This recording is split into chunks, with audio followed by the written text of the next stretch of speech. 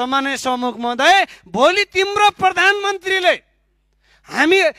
प्रधानमन्त्रीले नै भनेको हाम्रो भूमि तिमीले मिचेको छ फिर्ता ल्याऊ भन्छ भने कुन भूमि फिर्ता दिने सम्माननीय सभामुख महोदय?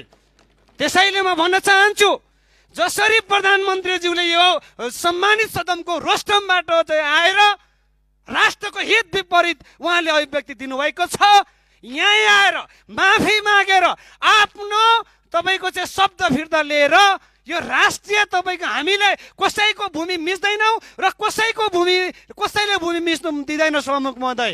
त्यसै कारणले गर्दाखेरि यो कुनै पार्टी व्यक्ति विशेष होइन सभामुख महोदय।